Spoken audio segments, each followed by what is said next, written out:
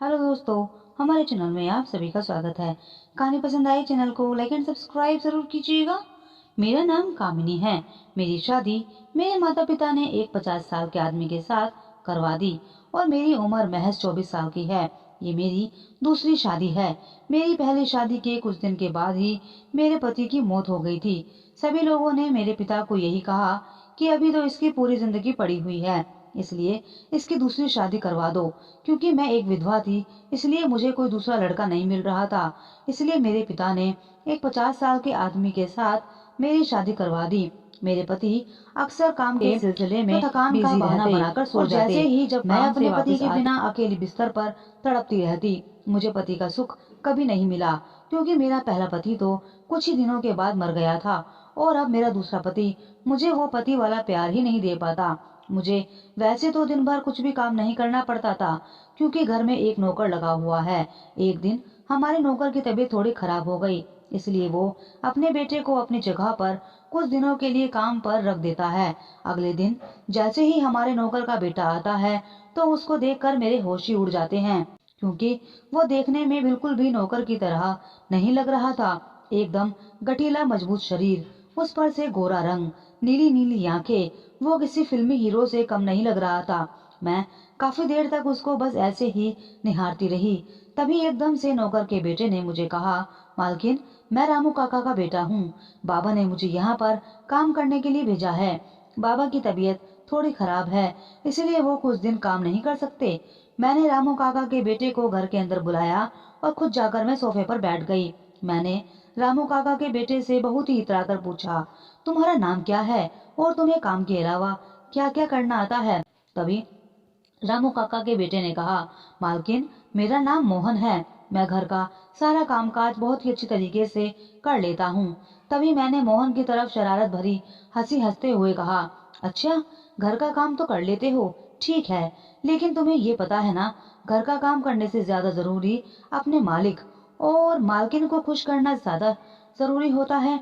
क्या तुम अपनी मालकिन को खुश कर पाओगे? तभी मोहन ने हैरानी के साथ मुझसे कहा, मालकिन, मैं अपना काम पूरी ईमानदारी के साथ करूंगा और कोशिश करूंगा कि आप लोग मेरे काम से खुश रहें। फिर मैंने मोहन को उसका काम समझा दिया। अपना काम पता चलने के बाद मोहन तुरंत ही अपने काम पर लग गया। मैं अक्सर बैठी हुई मोहन को बस ऐसे ही देखती रहती। एक दिन मेरे पति को काम के सिलसिले में शहर से बाहर जाना था, लेकिन मेरे पति इस बात से बहुत परेशान हो गए।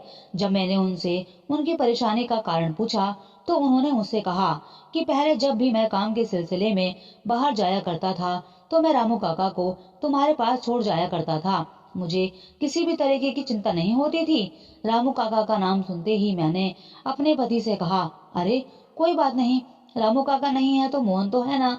मोहन रात को मेरे पास रह लेगा, आखिर वो भी तो हमारा नौकर है, वो मेरा ख्याल रख लेगा। और उसके होते हुए आप चिंता क्यों करते हैं, मैं अपना ध्यान अपने आप रख लूंगी।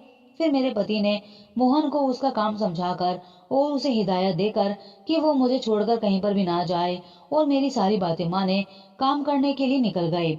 अपने पति के जाने के बाद मैं अपने कमरे में आराम से लेट गई।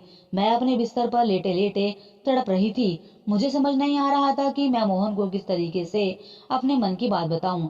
मैं मन ही मन मोहन को चाहने लगी थी। जब से मैंने मोहन को देखा, मेरे दिल और दिमाग में बस मोहन का ही ख्याल आता रहता। मैंने मोहन को कितनी बार अपने दिल की बात बताने की कोशिश की, लेकिन मोहन अक्सर मेरी ऐसी बातों को अनसुना कर दिया करता था और आगे बढ़ जाया करता। मुझे समझ नहीं आ रहा था कि मैं मोहन को किस तरह से अपने करीब लेकर आऊं। फिर मेरे दिमाग में एक ख्याल आया। मैं जल्दी से अपने बिस्तर से उठी और अपने कमरे से बाहर निकलकर सीढ़ियों से उतरने लगी, क्योंकि मेरा कमरा ऊपर है और मोहन नीचे रसोई घर में सोता है। मैं सीढ़ियों से उतरती हुई जानबूझकर सीढ़ियों से नीचे गिर गई और सीढ़ियों से गिरती हुई मैं जोर जोर से चिल्लाने लगी। मेरे चिल्लाने की आवाज सुनकर मोहन जल्दी से भागता हुआ मेरे पास आया और मुझे इस तरीके से गिरा हुआ देखकर वो घबराकर कहने लगा, अरे मालकिन, मालकिन, आपको क्या हुआ? मैंने रोते हुए मोहन से कहा, मोहन, मैं नीचे पानी पीने के लिए आ रही थी तो अचानक से मेरा पैर फिसल गया और मैं सीढ़ियों से नीचे गिर गई। मुझे बहुत दर्द हो रहा है, मैं उठ भी नहीं पा रही। मोहन ने मेरी हालत को देखकर मुझसे कहा, मालकिन, आप धीरे धीरे करके उठने की कोशिश कीजिए और अपने कमरे में चलिए। फिर मैं जल्दी से डॉक्टर को बुलाकर ले आता हूँ। लेकिन मैंने मोहन को झूठ बोलते हुए कहा, नहीं मोहन, मुझ पे बिल्कुल भी नहीं उठा जा रहा, मेरे बहुत दर्द हो रहा है, तुम ही मुझे उठाकर मेरे कमरे तक लेकर जाओ, वरना मैं यहीं पर पड़ी हुई मर जाऊंगी। जब मोहन के पास कोई रास्ता नहीं रहा तो उसने मुझे अपनी गोद में उठा लिया। मोहन की बाहों में मुझे ऐसा सुकून मिल रहा था जैसे मेरे जन्मों की ख्वाहिश पूरी होने जा रही हो। मोहन मुझे गोद में उठाकर एक एक करके सीढ़ियां चढ़ता जा रहा था और मैं उसकी बाहों में बाहें डाले, उसके कंधे पर अपना सर रखे बस उसे देखे जा रही थी। मोहन को देखकर ऐसे लग रहा था जैसे मेरा मोहन को इस तरीके से देखना उसे अच्छा नहीं लग रहा था। फिर मोहन ने जल्दी से मुझे मेरे कमरे में ले जाकर मेरे बिस्तर पर लेटा दिया।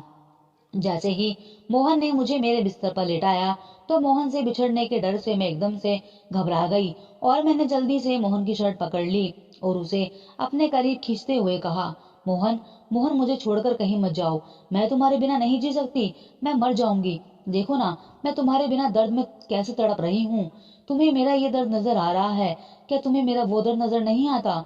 मोहन ने मेरी एक भी बात का जवाब नहीं दिया और उसने बस चुपचाप से इतना कहा, मालकिन, मैं जरा जल्दी से जाकर डॉक्टर को बुलाकर लाता हूँ। इतना कहकर मोहन कमरे से बाहर चला गया। लगभग 1 घंटे के बाद जब मोहन घर में आया तो मोहन के साथ एक डॉक्टर और साथ में एक लड़की भी थी।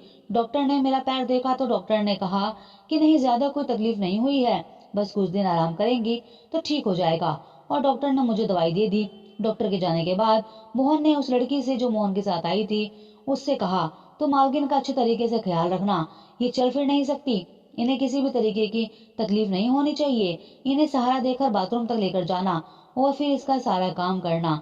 मैंने हैरानी के साथ मोहन से पूछा, मोहन, तुम मेरे नौकर हो और ये यहाँ पर क्या कर रही है? तभी मोहन ने मुझसे कहा, मालकिन, ये मेरी पत्नी है, यहाँ पर मालिक तो है नहीं और ना ही इस घर में कोई और औरत है जो आपकी देखभाल कर सके, इसलिए मैं अपनी पत्नी को यहाँ पर लेकर आया हूँ ताकि वो आपकी देखभाल कर सके। फिर मोहन ने अपनी पत्नी को मेरे लिए गर्म पानी लाने के लिए कहा।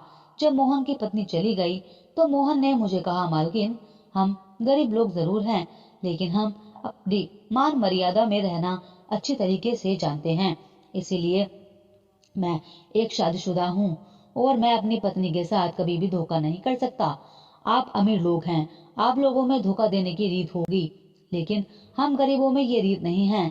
फिर मोहन इतना कहकर वहां से चला गया और उसके बाद से मोहन की पत्नी ही मेरी देखभाल करने लगी। मोहन घर के काम करता और मोहन की पत्नी मेरी देखभाल करती। दोस्तों, आपको हमारी कहानी कैसी लगी कमेंट बॉक्स में जरूर बताइएगा और हमारी ऐसी ही कहानी सुनने के लिए हमारे चैनल को लाइक एंड सब्सक्राइब जरूर कीजिएगा। धन्यवाद।